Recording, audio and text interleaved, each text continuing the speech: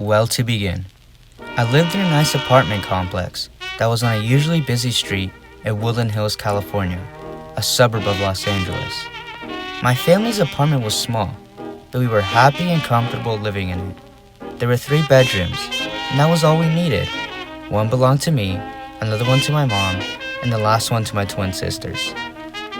I loved my family and didn't mind being stuck with them indoors for a month or even 2. I thought we could spend some quality time together, and so we did. We played board games. We had occasional spa days. We would bake and then eat our delicious treats. And of course, we fought together. The hamper is throwing up. Do the laundry. Who keeps losing the damn remote? Aiden, stop eating all the sun chips! Do your dishes. Who changed the temperature? Who keeps taking my charger? Trash Who stink. keeps using all the toilet paper? I kept myself busy during the long and boring days of quarantine by doing many different activities. I would read books on my balcony. I would play basketball on my mini hoop. I would play video games. And I would go on many runs around my neighborhood. But there was something special about running that made me so happy. It was like an amazing feeling that filled my entire body with life. I'd feel so free and light and distant from every single thing in the world. I was so deeply captivated by the thrill of running, and I kept trying to recreate that feeling. Every day I would go running after finishing all my unnecessary schoolwork. Some days I'd take the hard route by running up the hills and then back down, and other days I'd just run on flat ground. No matter which route I took, it still ended in happiness. As the spring days got longer, I too would run for a longer time.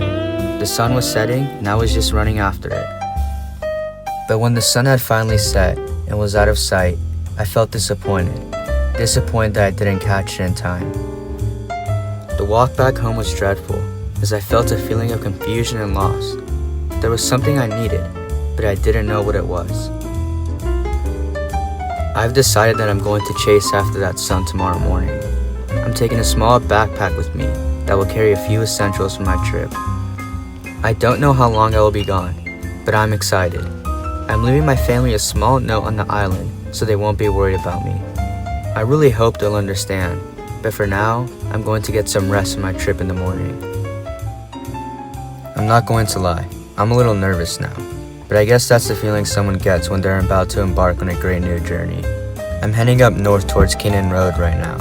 Once I get there, I will make a left into the enormous mountains that lead to the beautiful beaches of Malibu. Not only am I heading towards the ocean because it's so majestic, but I'm also going because that is a place where I feel most at peace. I enjoy looking at the ocean for hours and hours and thinking about all its mysteriousness.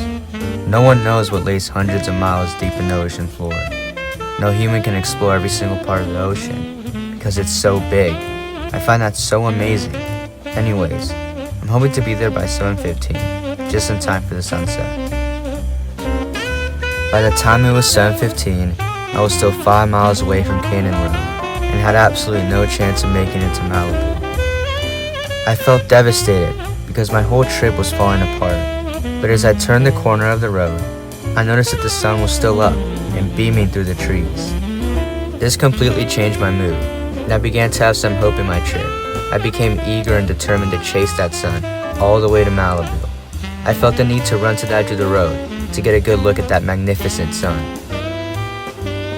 Then I realized the sun was slowly going down and my time was running out. So I began to sprint down the road. I needed to get to Malibu and would do anything to do so. But the sun might be gone by the time I get there.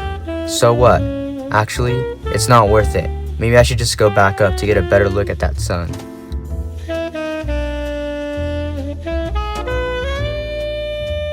When I made it back to the top, the sun was gone.